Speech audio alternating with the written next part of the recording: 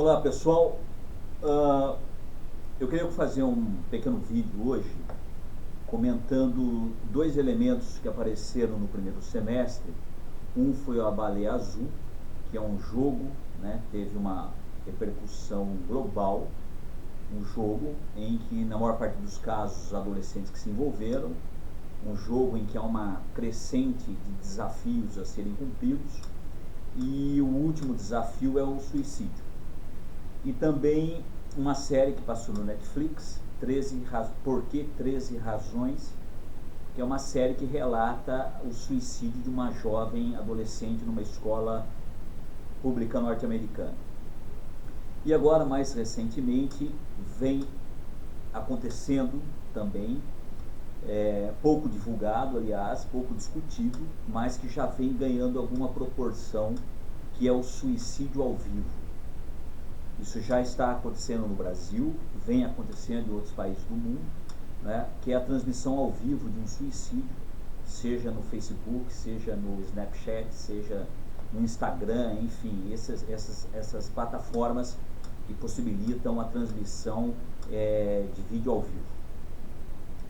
É extremamente importante discutir esses fenômenos porque eles são bastante indicativos de uma série de transformações que estão acontecendo no mundo todo e que afetam especialmente de forma contundente o universo adolescente.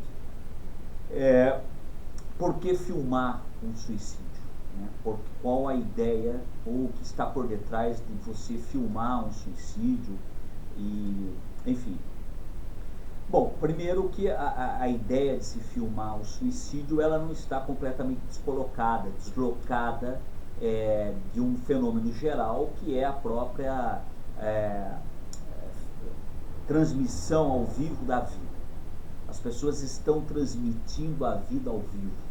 Na verdade, essa vida ao vivo, ela indica muito a ideia de que a vida real, ela não acontece mais analogicamente. A vida real, ela já não acontece mais no contato fora das plataformas digitais, mas a vida real hoje é a vida real que você vive na internet.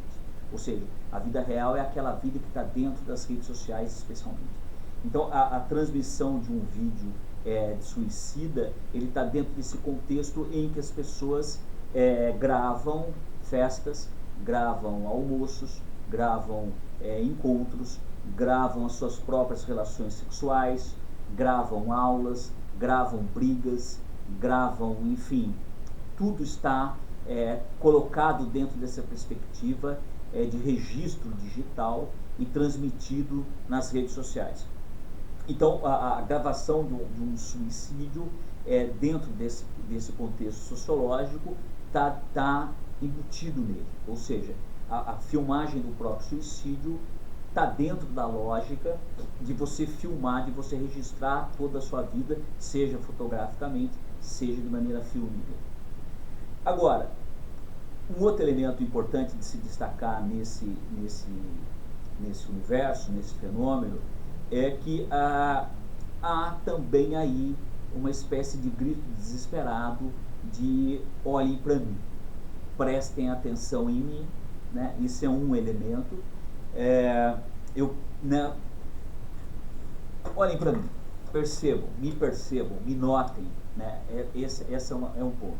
Um outro ponto parece que vem e aparece nos relatos que acompanham esses vídeos ao vivo de suicídio, é uma espécie de dificuldade crônica de se lidar com coisas muito corriqueiras da existência, especialmente na existência adolescente.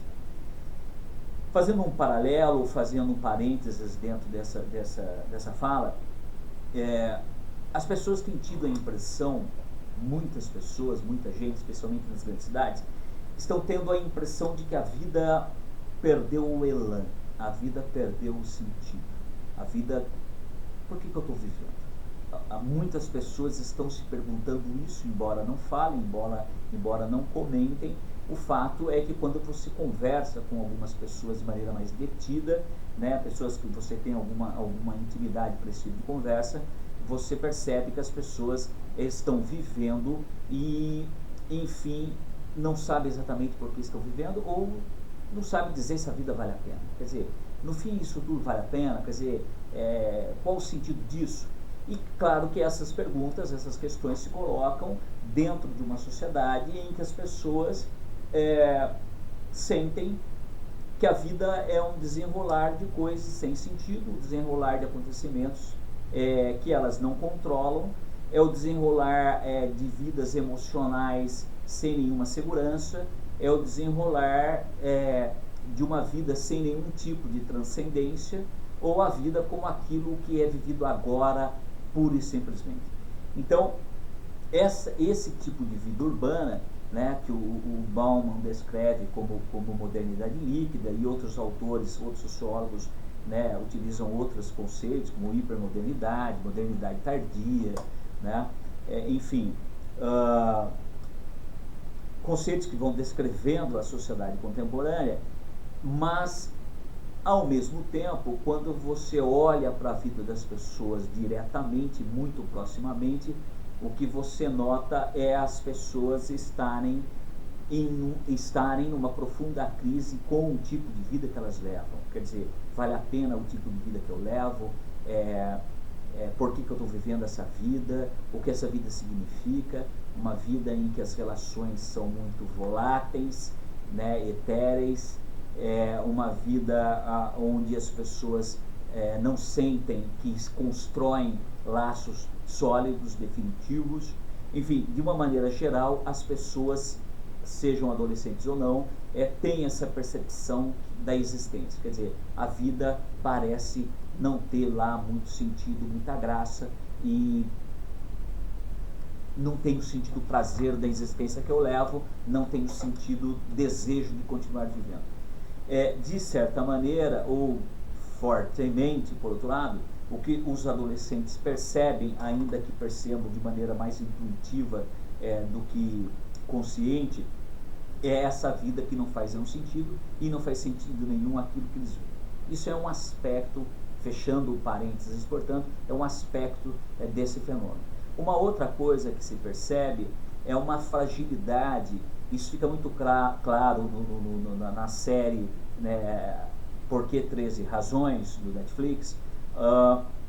O que se percebe é um adolescente extremamente frágil diante da existência.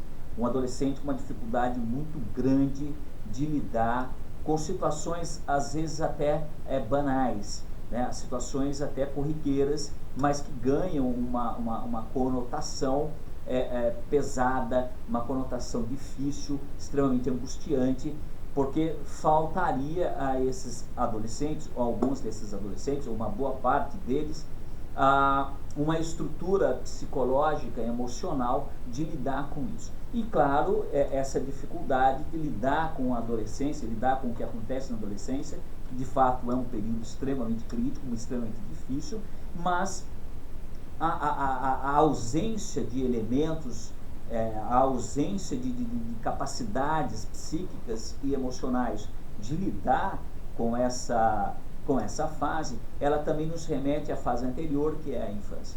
Então, uma infância, no caso dos adolescentes, evidentemente de classe média, pobre não se mata, é bom dizer, adolescentes de classe média que vivem uma infância, ou viveram uma infância muito protegida, uma infância numa bolha, uma infância onde os pais têm fazem um esforço contínuo, um esforço muito grande no sentido de dar aos filhos um tipo de vida, permitir aos filhos experiências e vivências que os protegem daquilo que a vida é. E o que a vida é? Ora, a vida é dura, a vida é difícil, a vida é desafiadora, a vida é alguma coisa que você aprende vivendo. Vivendo o quê? Vivendo medos, vivendo frustrações, vivendo ansiedades, vivendo expectativas, vivendo esperanças, vivendo coisas que a vida proporciona permanentemente. E essas coisas são permanentemente vividas desde a infância. Mas o que assistimos na infância é a tentativa de impedir as crianças de experimentarem aquilo que a vida é composta. não é? Então, isso tudo, medo, ansiedade, apatia, tédio, dificuldades, decepções, essas coisas são experimentadas na infância, deveriam pelo menos, mas de acordo com o que se observa, de acordo com o que os relatos e estudos já vêm indicando e apontando, aliás, até de maneira consolidada, já não é nem mais uma questão de tendência, é um fenômeno social consolidado, é uma infância hiperprotegida, uma infância em que os pais procuram o mais que possível impedir os filhos de experimentarem aquilo que, na verdade, é fundamental para que eles vivam depois a adolescência e a vida adulta, que é experimentar todas essas coisas que eu acabei de falar. Então, são crianças que vão sendo educadas, vão sendo formadas dentro de um espectro de vida, dentro de uma ideia da vida, que na verdade não dialoga com aquilo que a vida realmente é. Dentro desse contexto, observa-se também uma ausência bastante significativa dos pais ou de adultos responsáveis, né, dessas crianças. Então essas crianças são muito imediatamente, logo muito cedo na sua infância, elas são encaminhadas para creches, escolinhas, etc. e tal, ou para cuidadores, técnicos, profissionais de todos os tipos, né, e deixam de experimentar o desenvolvimento emocional que uma vida junto com os pais possibilitam.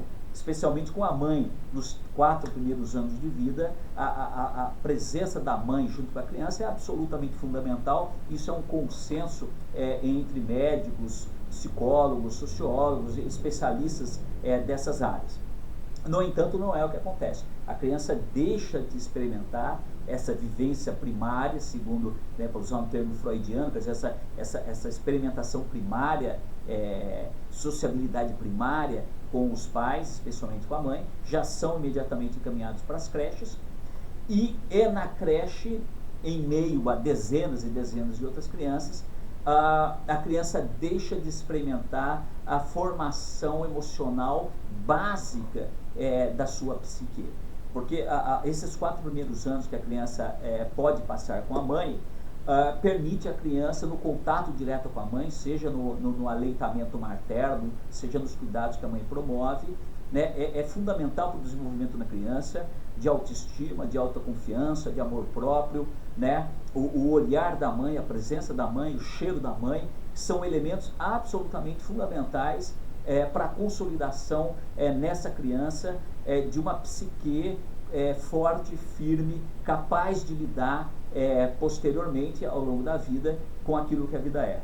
A ausência dessas coisas todas acaba redundando na adolescência e num adolescente que leva uma vida em que ele não sente que tem capacidade de confrontar aquilo que a vida vai nos dar, especialmente a partir da adolescência, que é a frustração, que é o tédio, que é o medo, que é a angústia, que é a decepção, né? As decepções amorosas, o tédio com a vida, né?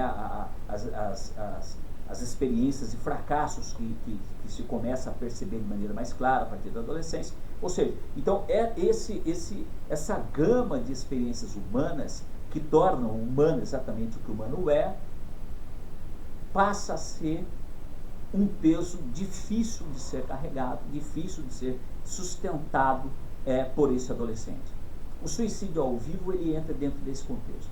Ou seja, o suicídio ao vivo é mais um elemento na transmissão da vida ao vivo, de forma digital.